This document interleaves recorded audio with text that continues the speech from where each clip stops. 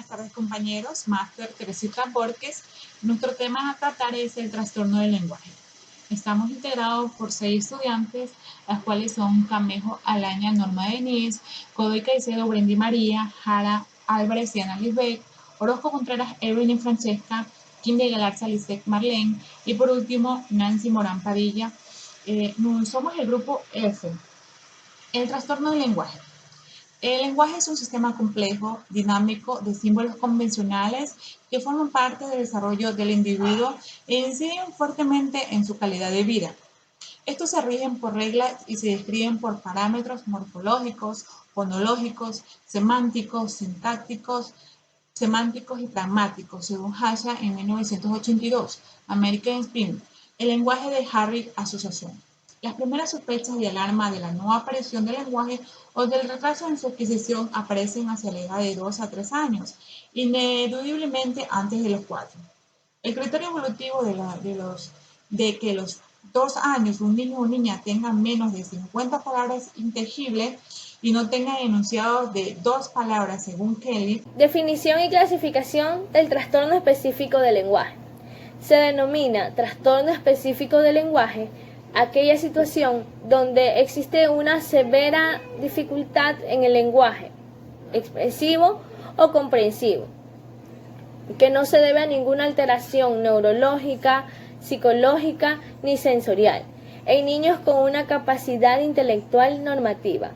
Los niños y niñas con este tipo de trastorno tienen un nivel de lenguaje inferior a lo esperable para su grupo de edad y mantienen un desarrollo normativo en las diferentes funciones y áreas.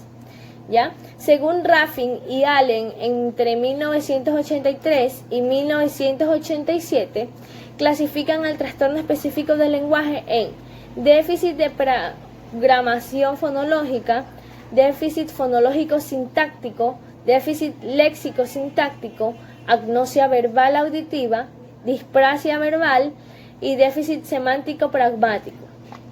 Sin embargo, según el manual del DSM-5, que es para diagnosticar algún tipo de trastorno, lo clasifica en 2, trastorno del lenguaje expresivo y trastorno del lenguaje receptivo, donde el trastorno del lenguaje expresivo es donde el niño o la niña tienen una capacidad inferior para la expresión del lenguaje oral, ¿ya?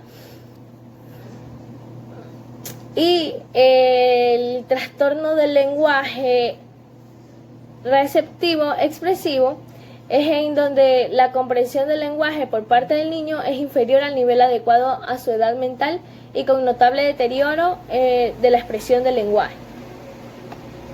Comorbilidad con otros trastornos. ¿Qué es la comorbilidad? El término comorbilidad se aplica cuando una persona sufre 2 o más de 2 enfermedades o trastornos. Pueden presentarse al mismo tiempo o uno después del otro. En diferentes estudios se pone en manifiesto la comorbilidad entre trastorno específico del lenguaje con otros trastornos del neurodesarrollo.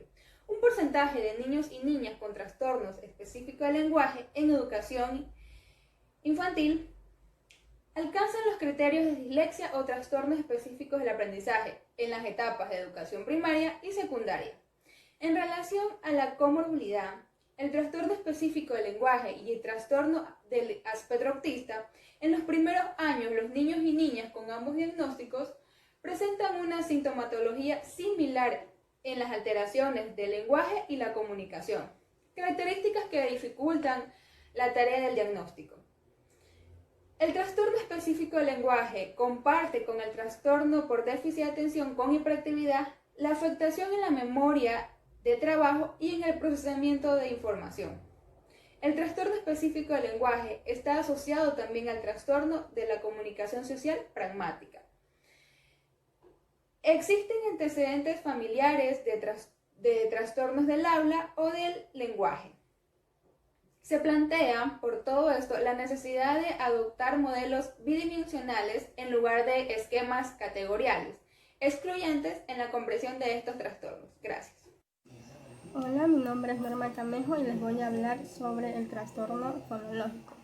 Para Pagets en 1990, el trastorno fonológico consiste en una dificultad tanto en la producción de determinados fonemas como en la elección de los sonidos que constituyen una palabra y su ubicación dentro de la misma. Se dice que el trastorno fonológico se concibe como una alteración en la estructura de la palabra que puede producir en algunos casos un lenguaje incomprensible. Al empezar a hablar, la mayoría de los niños muestran una inmadurez expresiva en la pronunciación de algunos sonidos y palabras. Sin embargo, a la edad de 3 años se espera que al menos la mitad de lo que el niño dice sea inteligible para un extraño. Los niños con trastorno fonológico suelen sustituir, omitir o cambiar los sonidos. Estos errores pueden ser que, para otras personas, su discurso resulte difícil de entender. Los tipos de errores más comunes son: sustitución. Sucede cuando se opone la posición de los órganos fonadores en la forma que corresponde a otro fonema. Ejemplo, carne por carne. Distorsión o deformación. Ocurre cuando se coloca una posición intermedia entre dos fonemas, lo que da lugar a un sonido indefinido, debido a que se produce un sonido poco claro. Ejemplo, el ceseo ante la S. Omisión. Cuando un sonido requerido no son pronunciados. Ejemplo, libro por libro. Inserción o adición. Pronunciación de fonemas que no corresponden con la estructura de la palabra. Es sobre el tartamudeo, o también conocido como trastorno de la fluidez en el inicio de la infancia. La característica esencial del tartamudeo es el trastorno de la fluidez normal y estructuración temporal del habla, en forma de frecuencias, repeticiones o pronunciaciones de sonidos, sílabas u otras alteraciones de la fluidez. El alcance de la alteración varía en las distintas situaciones y se acusa más cuando la comunicación está sujeta a lo que es un tipo de precisión. El trastorno de la comunicación social. En el DSM-5 incorporan este trastorno en su clasificación. Este se caracteriza por la dificultad primaria con la pragmática y el uso social del lenguaje y la comunicación, manifestando en forma de deficiencias en la comprensión, siguiendo las reglas sociales de la comunicación verbal y no verbal en el contexto naturales, de las normas de conversaciones y narraciones. Estas dificultades causan limitaciones funcionales en la comunicación eficaz y la participación social.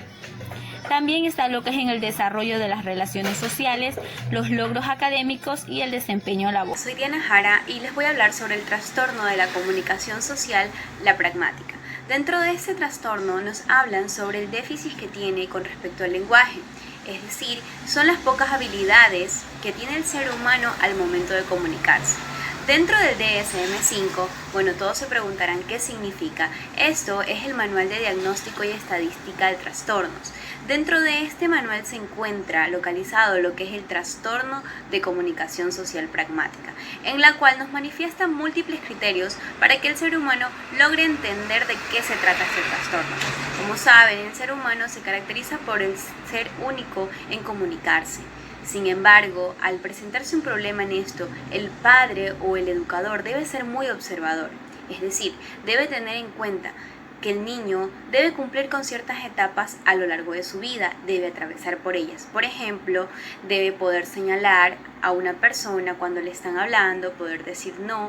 Entonces, al hablar del trastorno de comunicación pragmática, hablamos de personas que no logran entender o comprender sobre un tema.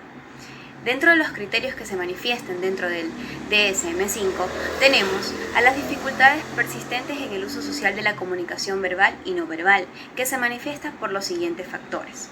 Deficiencia en el uso de comunicación para propósitos sociales, como saludar y compartir información. Es decir, que la persona que sufre este tipo de trastorno no logra comunicarse o no logra saludar a una persona, no tiene esa habilidad.